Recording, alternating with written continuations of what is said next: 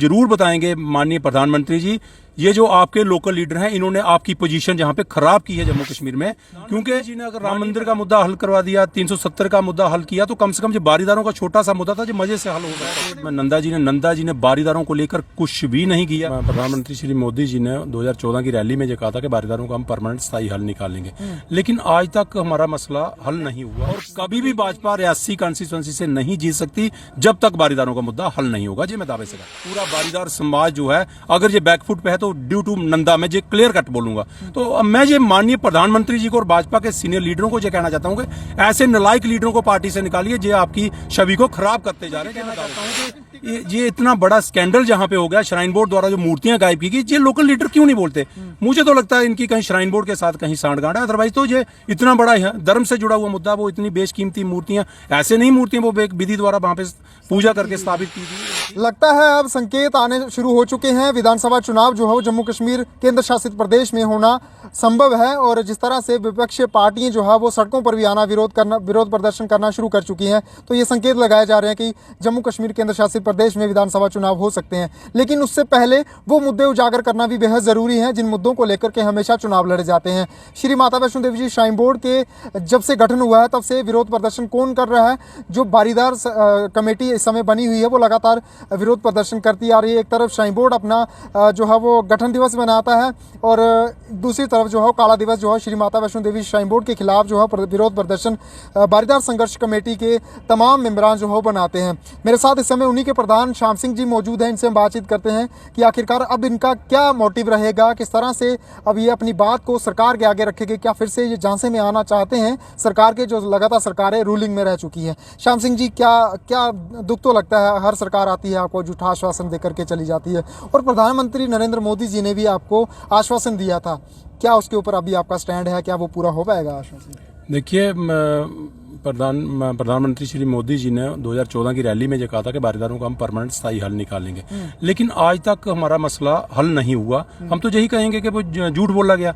ये मैं आपको कहना चाहता हूं कि जब भी कभी इलेक्शन में हमें मौका मिलता है ये बात रखने का, जब दोबारा इलेक्शन में माननीय प्रधानमंत्री जी जम्मू कश्मीर के दौरे पे कहीं आते हैं तो कहीं हमें बात रखने का मौका, तो मैं तो सबसे पहले प्रधानमंत्री जी को ये पूछूंगा कि अगर आपने स्टेज पर वहां पे कमिटमेंट की थी, कोई लोकल मुद्दा था, लोकल लीडरों ने भी आपको इस मुद्दे के लिए बताया होगा, लेकिन आज तक हल नहीं हुआ, तो उसके लिए नालायक जो है ये जहां के लोकल लीडर हैं। क्योंकि प्रधानमंत्री जी ने अगर राम मंदिर का मुद्दा हल करवा दिया, 370 का मुद्दा हल किया, तो कम से कम जो बारीदारों का छोटा सा मुद्दा था जो मजे से हल हो सकता था। अपने मुंह से उन्होंने कहा था कि हम ये हल करेंगे, बिल्कुल पब्लिकली स्टेज पे कहा था, मेरे पास बहुत सारी रिकॉर्डिंग है। मैं बताना चाहता हूं कि पब्लिकली उन्होंने कहा था कि बारीदारों का परमानेंट स्थायी हल हम निकालेंगे।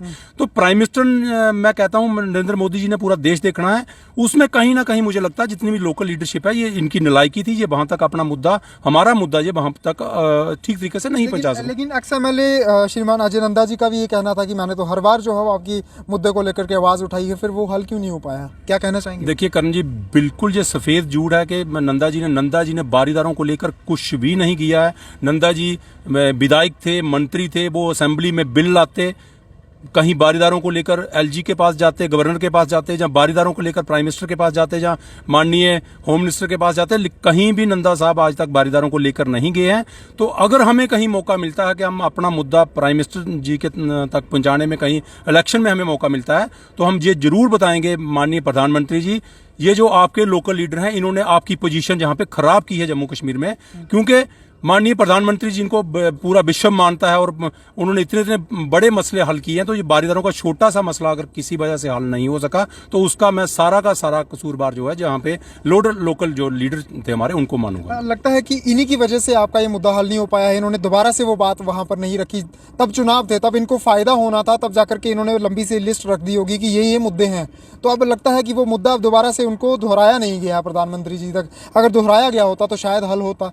देखिए, मैं आपके माध्यम से लोगों को बताना चाहता हूँ और आपको भी कभी मौका मिले तो नंदा जी को ये जरूर पूछिए कि अगर आप कहते हो कि बारीदारों के मसले में मैंने बहुत कुछ किया, कम से कम 1-2 पॉइंट तो वो ब्लैक एंड व्हाइट में कहीं बताएं कि जहां पे आकर आपने कहीं चिट्ठी लिखी है तो उसकी कोई कॉपी आपके पास होगी, कहीं असेंबली में अगर आपने बोला है तो उसकी कोई रिकॉर्डिंग आपके पास होगी, कहीं गवर्नर हाउस में अगर बारीदारों को, नंदा जी ने बारीदारों को लेकर कुछ नहीं किया, ये मैं दावे से कहना चाहता हूं। और जिसकी वजह से आज जितना भी पूरा बारीदार समाज जो है अगर ये बैकफुट पे है तो ड्यू टू नंदा, मैं ये क्लियर कट बोलूंगा। तो अब मैं ये माननीय प्रधानमंत्री जी को और भाजपा के सीनियर लीडरों को ये कहना चाहता हूं कि ऐसे नालायक लीडरों को पार्टी से निकालिए जो आपकी छवि को खराब करते जा रहे हैं। ये मैं दावे से कहना चाहता हूं। लेकिन टिकट का दावा तो हर कोई जमाने को शुरू है, हर जो है वो लीडर चाहता है कि मुझे कॉन्स्टिट्यूएंसी की टिकट दी जाए, क्योंकि डिलिमिटेशन कमीशन भी अब डन हो चुका है तकरीबन, और अनाउंस भी किया जा सकता है कि विधानसभा चुनाव जो है हो सकते हैं।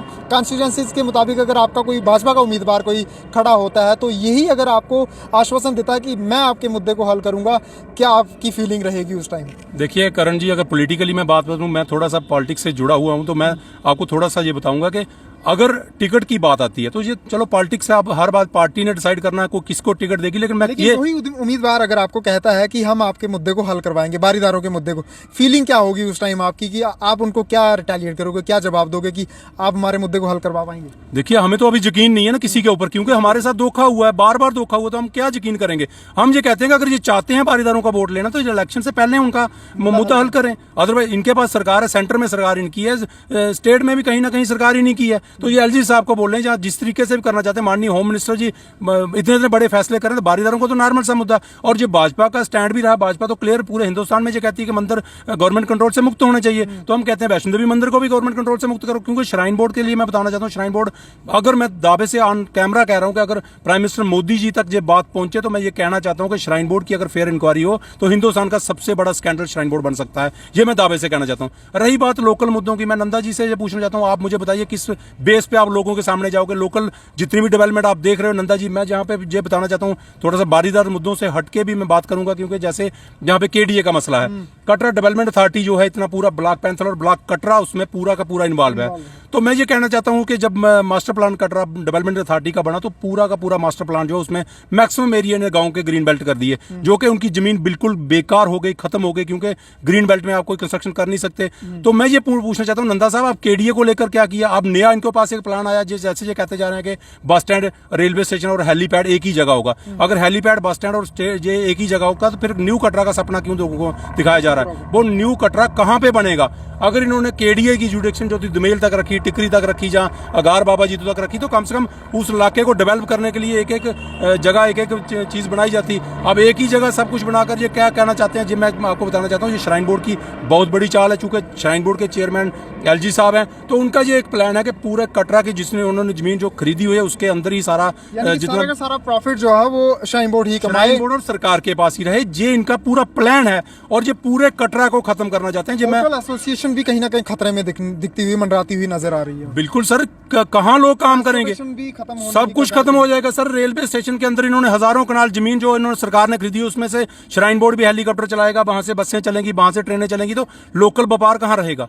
वहीं इनका शॉपिंग कम्प्लेक्स सारे होंगे, सब कुछ यहाँ पे। तो मैं कह रहा हूँ ये लोकल मुद्दों के लिए कभी नंदा साहब नहीं बोल रहे, कभी लोकल लीडर नहीं बोल रहे, बारीदारों को लेकर आपने कुछ नहीं किया। और बड़े सारे ऐसे जहाँ पे बिजली कंटेनमेंट की मैं बात करूँ, हम गाँव में रहते हैं, 8-8 घंटे बिजली कंटेनमेंट शेड्यूल कट है, और उसके बाद जो ऐसे टेक्निकल फॉल्ट आ जाते हैं उसकी वजह से, तो हम किस वजह से इतनी बुरी हालत में हम लोग जी रहे हैं, तो कौन सी डेवलपमेंट की बात करते हैं? पवित्र जो श्री माता वैष्णो देवी जी की जो त्रिकुटा पहाड़ियों के बीच जो पिंडी हैं, गुफा के बीच, उनके साथ भी छेड़खानी जो है वो की गई है, ऐसा भी सुनने को मिलता है। क्या वो पूरा मामला है? देखिए करण जी, हमने बड़ी बार श्राइन बोर्ड ऑफिस में जाकर आरटीआई लगाई, और पहले तो ये आनाकानी करते रहे, उसके बाद इन्होंने जवाब दिया। जैसे मैं कहना चाहता हूँ, माता रानी की पिंडियों के पीछे से जो बेशकीमती मूर्तियां थी, जो सदियों द्वारा वहां से बड़ी राजे महाराजों द्वारा चढ़ाई गई बेशकीमती मूर्ति, वो सारी की सारी गायब है। लेकिन हमने मीडिया के जरिए सब को बताया, एडमिनिस्ट्रेशन को भी बताया, आज तक उसकी इंक्वायरी नहीं हुई। तो मैं ये कहना चाहता हूँ कि ये इतना बड़ा स्कैंडल जहां पे हो गया, श्राइन बोर्ड द्वारा जो मूर्तियां गायब की गई, ये लोकल लीडर क्यों नहीं बोलते? मुझे तो लगता है इनकी कहीं श्राइन बोर्ड के साथ कहीं सांठगांठ है। अदरवाइज तो ये इतना बड़ा धर्म से जुड़ा हुआ मुद्दा, वो इतनी बेशकीमती मूर्तियां, ऐसे नहीं मूर्तियां वो विधि द्वारा वहां पे पूजा करके स्थापित की थी। तो ये मैं कह रहा हूं कि अगर इन मुद्दों पर ध्यान नहीं दिया गया तो ये किस मुंह से आप लोगों के पास जाएंगे, कैसे इलेक्शन होगी, ये तो अब माता रानी ही जानती है। लेकिन हमारा तो ये रहेगा कि अगर बारीदारों का मुद्दा टाइम पे हल नहीं हुआ तो बारीदार इस समय भाजपा का विरोध करेंगे, ये मैं दावे से कहता हूं। यानी कि भाजपा को नुकसान होगा इस चीज। बिल्कुल 100% होगा। ये जो गलत फहमी के शिकार हैं, ये लोग कहते हैं कि बारीदार हमारे साथ हैं, कोई भी बारीदार इनके साथ, एक तो लीडर को ये क्या करते हैं कि किसी को हायर कर दिया, उसको कैमरे के सामने ला दिया, अदरवाइज बारीदार क्यों इनके साथ जाएंगे? करण जी मुझे बताओ, इन्होंने बारीदारों के लिए ये किया क्या है जो बारीदार खुश होकर इनको वोट देंगे? तो ऐसा नहीं अब चलेगा। आप झांसे में तो आ गए हैं, अभी कभी नहीं आएंगे। मैं ये दावे से कहना चाहता हूं, हमको चाहे बारीदारों के एक एक घर में जाना पड़ेगा और हम सबको समझाएंगे। वैसे भी बारीदार सब यूनाइट हैं और कभी भी भाजपा रियासी कॉन्स्टिट्यूएंसी से नहीं जीत सकती जब तक बारीदारों का मुद्दा हल नहीं होगा। जी मैं दावे से कहता हूं। ये हैं बारीदार संघर्ष कमेटी के प्रधान और इन्होंने साफ तौर पर ये कह दिया है, स्पष्ट लफ्जों में ये कह दिया है कि अगर चुनावों से पहले, जब भी विधानसभा चुनाव जम्मू कश्मीर केंद्र शासित में घोषित होते हैं, उससे पहले अगर इनकी समस्याओं का निवारण नहीं किया गया तो ये जो है वो विरोध प्रदर्शन लगातार जारी रखेंगे और बाइकआउट करेंगे भाजपा को। अगर भाजपा उससे पहले इनकी समस्याओं का हल करती है तो भरपूर जो है वो समर्थन करेंगे। और प्रधानमंत्री नरेंद्र मोदी जी ने भी अपने मुंह से जो बखान किया था उस समय उधमपुर रैली में कि हम बारीदारों की समस्या का निवारण करेंगे, लेकिन वो वहाँ पर लिस्ट दी गई थी यहाँ के लोकल लीडरों द्वारा जिन्होंने यहाँ पर चुनाव लड़ने थे, जिनको यहाँ पर टिकटें मिली थी, लेकिन उसके बाद वो टिकट लेने वाले भी गायब हो गए, क्योंकि इनका भी साफ तौर पर स्पष्ट कहना है श्याम जी का कि वो उसके बाद गायब हो गए। उन्होंने 1% भी हमारे हक में बात जो है वो नहीं कही। अगर की होती तो समस्या का निवारण हो गया होता। लेकिन भाजपा की टिकट के दावेदार यहाँ पर बड़े सारे दिखते हुए नजर आ रहे हैं, लेकिन इस बार जो है बाइकआउट जो है बारीदारों द्वारा किया जाएगा। वीडियो जर्नलिस्ट सुरेंद्र शर्मा के साथ करणदीप सिंह, जेके मीडिया, कटरा।